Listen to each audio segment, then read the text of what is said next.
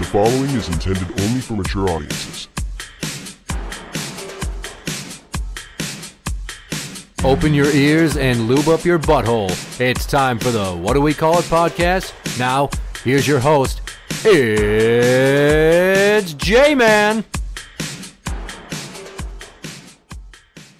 Welcome to the What Do We Call It podcast. I'm Jmann, and it's just me. And I want to talk about an episode of the comedy Dave, which is loosely based on the life of rapper Lil Dicky.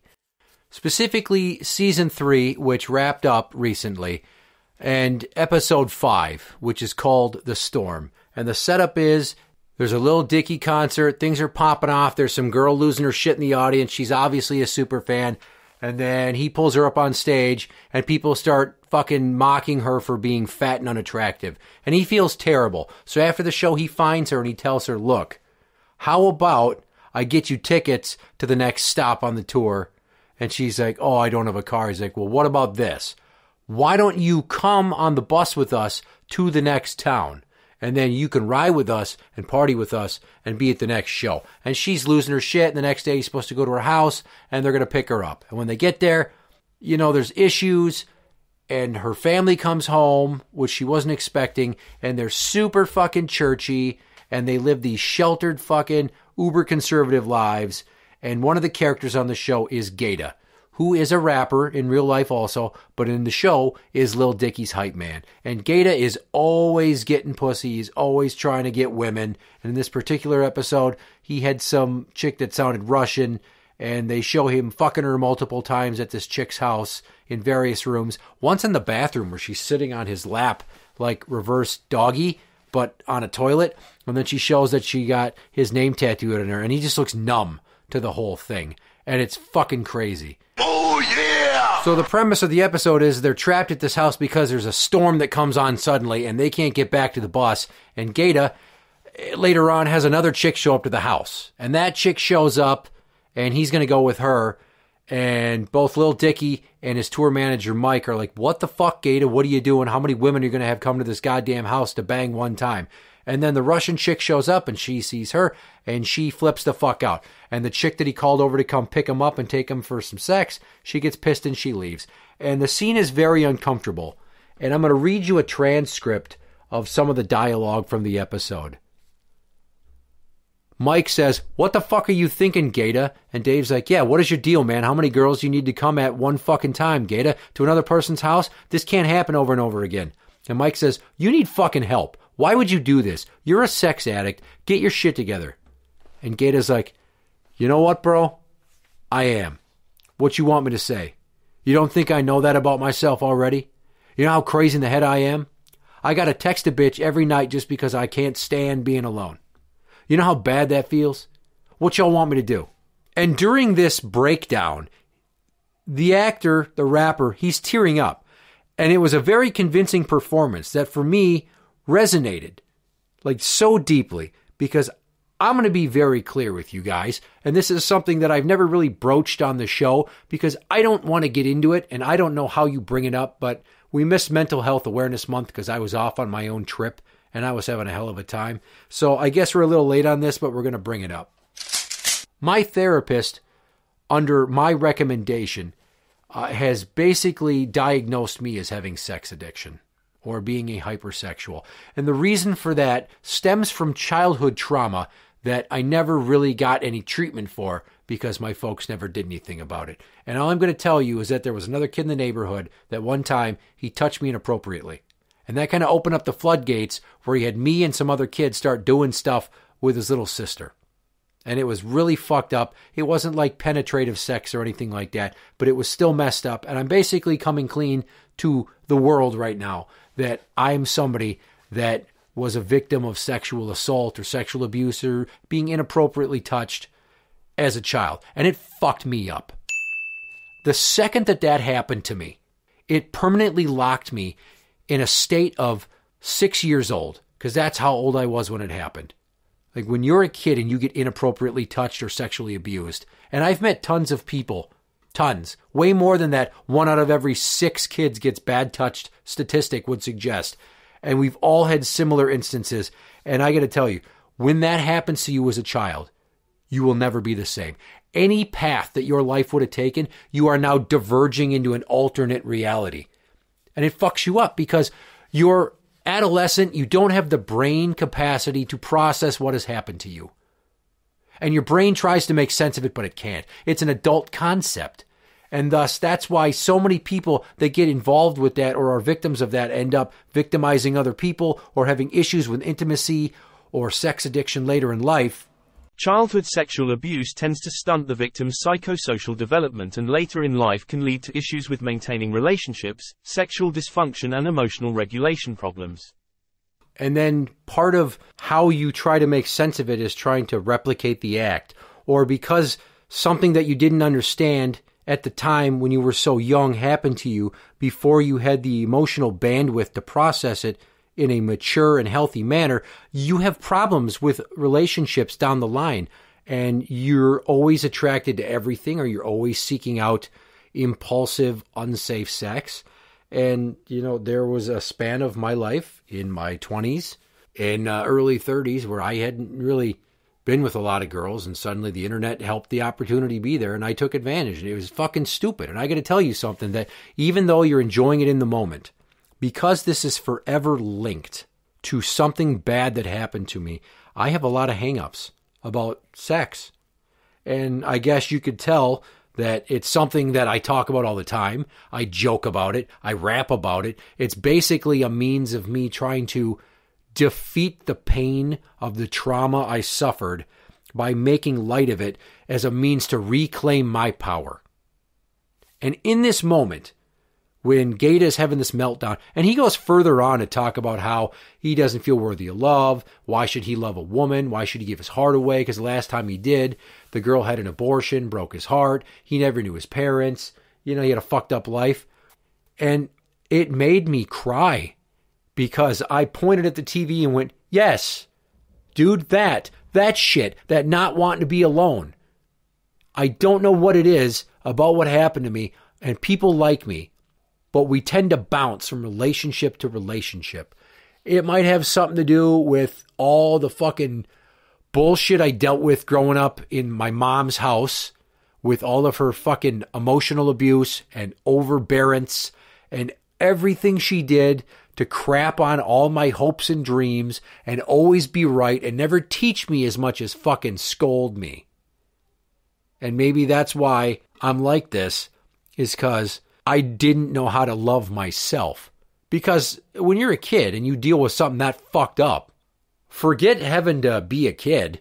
Forget having to grow at a normal pace like somebody on like the Wonder Years or some other fucking coming of age adolescent to teens to adulthood TV show that's on for too many fucking seasons. This was art, imitating life. And I don't even really like Lil Dicky. He's my least favorite character on his own fucking show. And I watch this show for all the other tertiary characters in the supporting cast. And in this moment, this one episode spoke volumes to me. I've come to the conclusion that I can be okay. I need to learn to love myself to let somebody else love me. And that basically what he is doing is what I was doing for years. And that's just jumping from person to person, trying to get that next high. It's just like a druggie who steals to fund their habit. Like they steal from their mom's purse. They steal from their wife's purse. They steal from their loved ones. They steal from strangers. They pawn shit for money to get that next fix. And they don't talk about it because they try to hide that they have the problem. Same thing goes for alcoholics, right? They drink, they hide bottles. They say they're sober, they're not going to drink anymore, but they're secretly doing it just enough to keep them going all the fucking time. And it's a big, dark, dirty secret. And that's what sex addiction is. No matter how much people say it's not a thing, it's a fucking thing.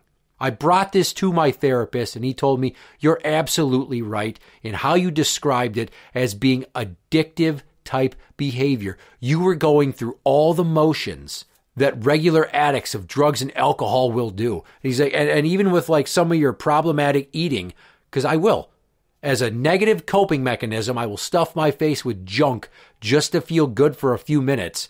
And I'm stress eating. And people talk about emotional eating like it's a big joke, but it's a fucked up thing that a lot of people do for various reasons to deal with depression, anxiety, rejection, loneliness. I could fucking go on ad nauseum. It's so weird how food is the magic comfort blanket for so many people's problems. But just the way that I would eat shitty and then hide the evidence, or lie that I went to the grocery store and fucking downed a whole pumpkin pie in the goddamn parking lot. Like, the only way that I could reconcile that in my mind was to write a song called Pumpkin Pie Yay, where I mock myself for being a fucking sweets addict. Okay, sex addiction is real. Lots of people have it. They jump from partner to partner. They're always trying to get that next lay. And the reality is you think, oh, they like to fuck. They're kind of a goofy person. They're a creep. There's something wrong with them. And I need to tell you that as much as you think they're doing it to feel good, they're doing it, and I was doing it, to feel anything. Because a lot of the time, I would be numb during the act. It's like my brain is just trying to get me to do this, to get it out of the way. And I can't tell you how many relationships I had where I jumped into bed way too soon with a person that I didn't really care about just so I could get that fix. And it's fucking shitty that it took me this late in life to figure it out.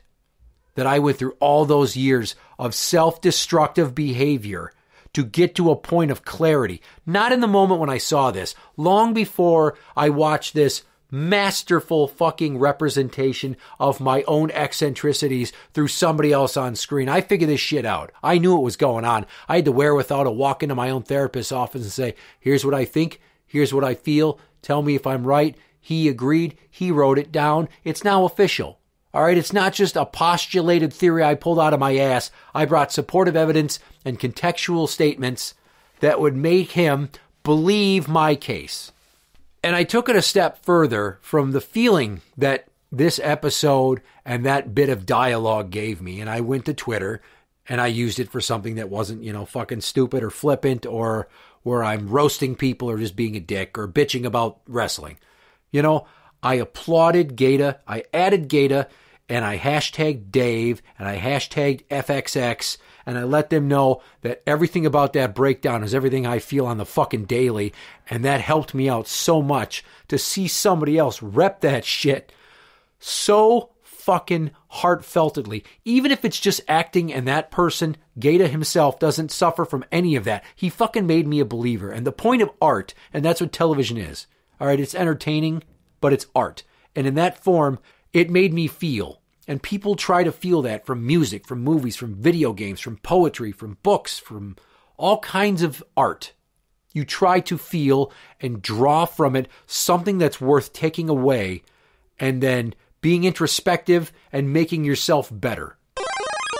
And I know this whole episode is just like, wha-bam, like the fucking comet in Deep Impact hits the goddamn world and massive tsunamis of information. But it's like, at what point do you tell people that you had this problem? I've told a bunch of my friends. I've told a handful. It took me into my late 30s to finally get to a point of comfort to share with other people that this happened to me, to give them an idea of why I'm sort of the way I am.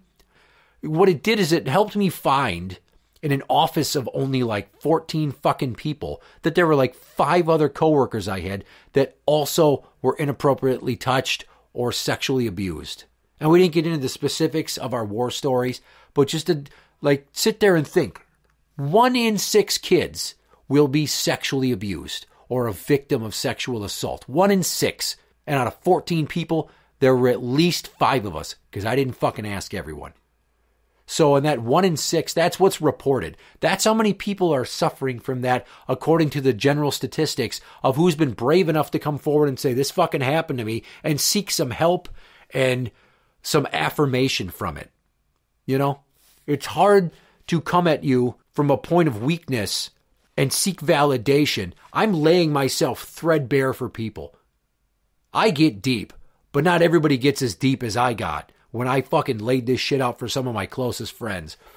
And it's not something that I've ever really had to share with many of them face to face. And I will say, fortunately, none of my other male friends that I've told about this have said anything like this happened to them. It's astounding that it happens to be that I'm apparently the unicorn of the pack, being a male that suffered from this, and have it not be a fucking family member or a clergy person or something. It mostly happens to little girls. But my tweet that I put out, where I added Gata and I hashtagged Dave and FXX, Gata saw it, he liked it, he retweeted it. FXX liked it, retweeted it. The show Dave's page saw it, liked it, retweeted it. I'm like, okay, other people are seeing this shit. Maybe I'm not alone. Now, I haven't got like DMs or anything. I don't know if anybody understands what point of his breakdown I meant with that. But really, in a world where we're so interconnected and so many people report record amounts of fucking loneliness, a fucking sitcom made me feel less alone. And I will be forever grateful for that one episode with that one part.